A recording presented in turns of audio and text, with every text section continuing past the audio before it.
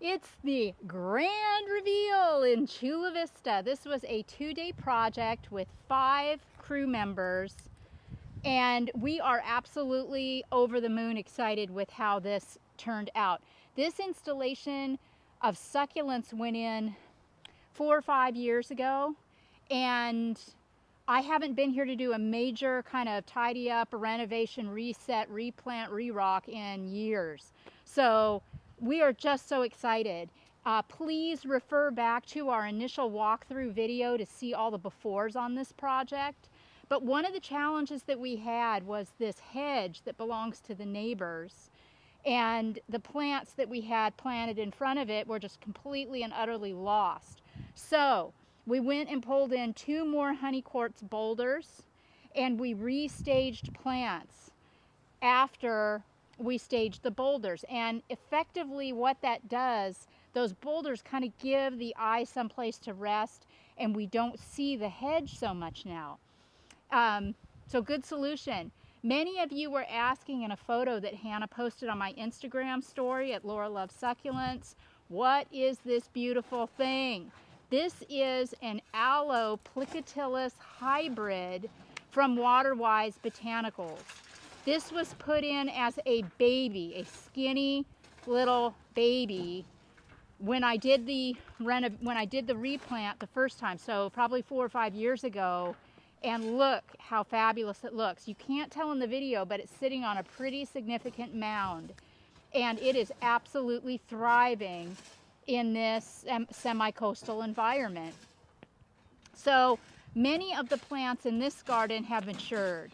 Like, you know, this aloe here started out as one head and has now grown into a sizable shrub, as has the Crassula undulata.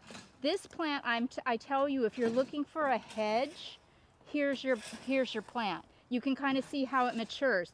This is about as big as this plant will get. This is Euphorbia antisyphilitica. It might be Petalantha cymbifera too, I'm not sure, but these were great big queen palms, and we cored them out and planted them with cute little plants, and every single one that I did is thriving, and I'll show them all to you.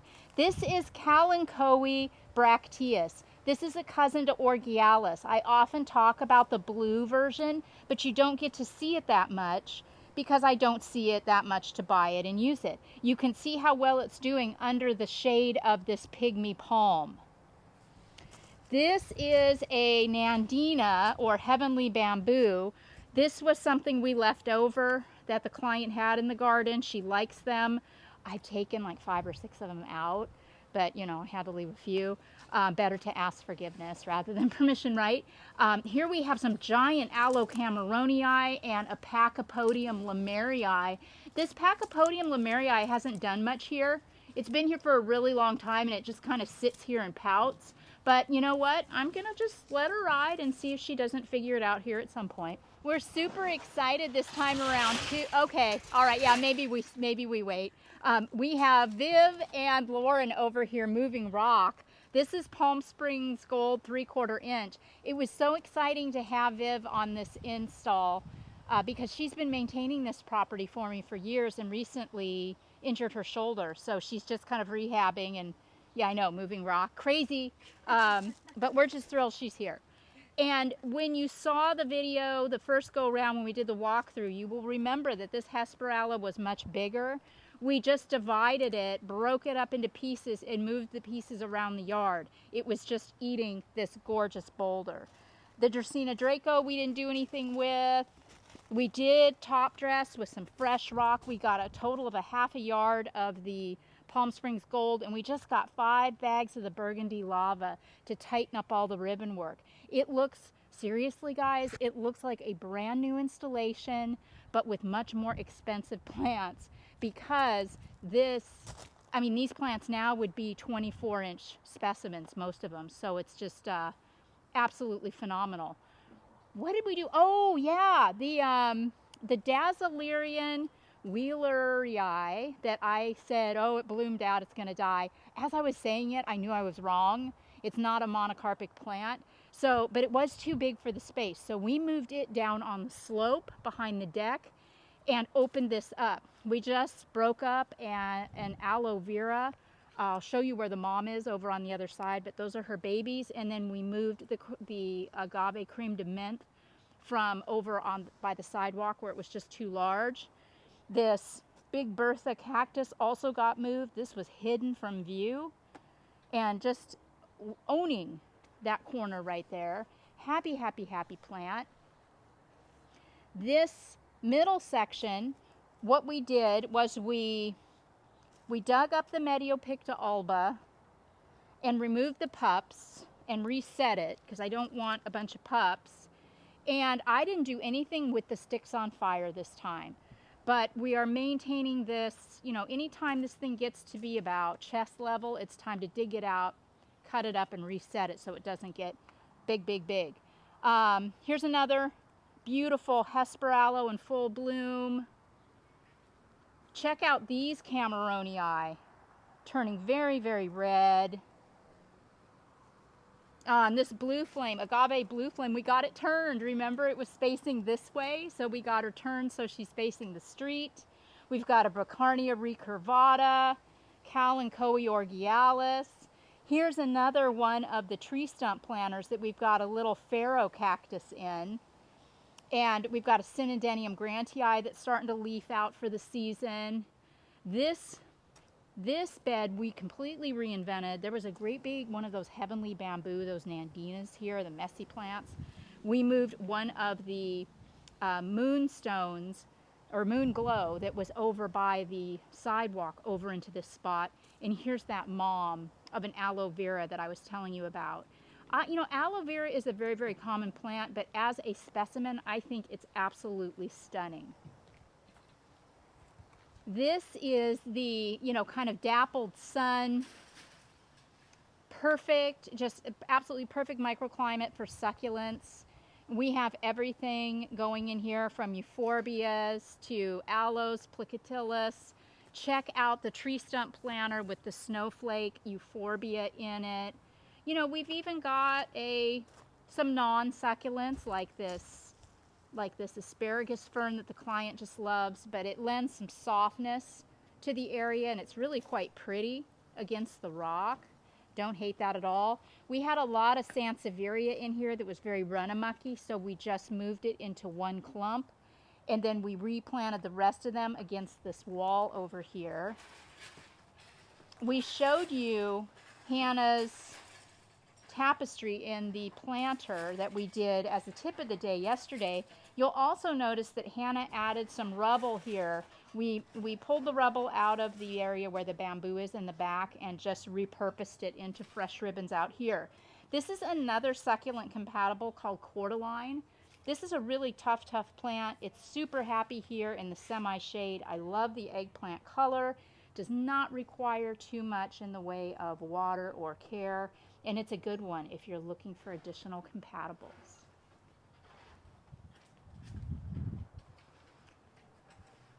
And then in our full shade area, we have the Sansevieria, the Aeonium, and the Bromeliad.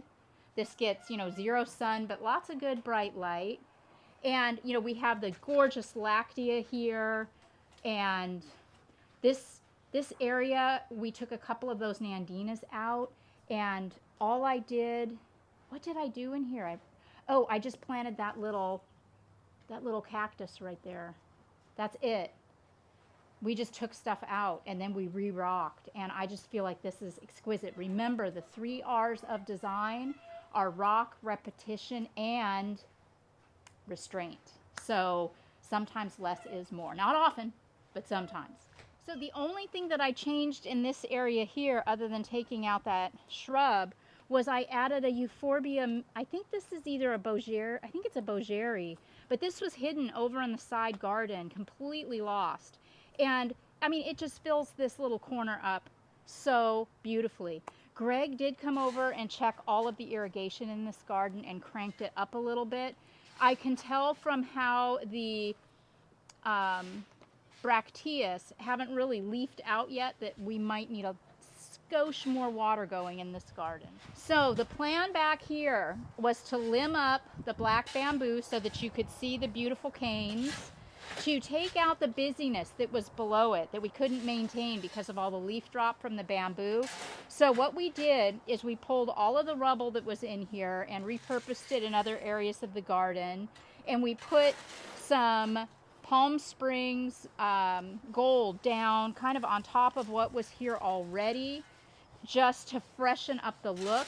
I also did a new vignette here for the client that she can see through her kitchen window where she sits and enjoys her breakfast in the morning. Probably our, we all would agree that our favorite part of this garden though is the part we didn't do anything to at all, and that's the Xeriscape. It's just exquisite, and we didn't do anything to this. Look at that little Pilosoceras is giving birth to some really adorable little babies back there, and the Opuntia is getting ready to flower, and it's a party over here, I'll tell you. So yeah, I divided some of the plants. We took out all of the little tapestry type things, and we are going to be reworking those into pots for the client. We're taking the pots home so we can do them at our house and bring them back tomorrow.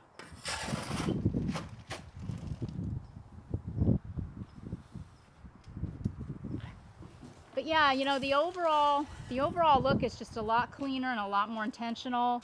I'm going to continue to add large specimens to this wall of bamboo as Amy, as I'm able, as these plants start to grow.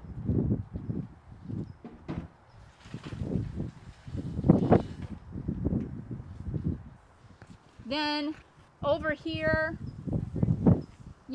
yes, we did some work. We dug up the aloe, pulled the pup off of it, reset it. It was starting to kind of eat the sidewalk, so we set it further back. The agave perii truncata is perfection right now. Hannah moved the little Pilosoceras that was behind the palm tree into the little stump planter because the cactus that was in there was not looking the best. We also staged some little stacking aloes in the back there to kind of make this bed pop, and then reworked the rubble and the ribbon rock. Amy got in here and groomed out all of the dead leaves from the Zwart Coffeonium. And once again, you can see where the Petalanthus bracteus looks thirsty. So indicative of, maybe we need to crank it up a little bit. So we added another day to the irrigation back here too. These should leaf out real quick.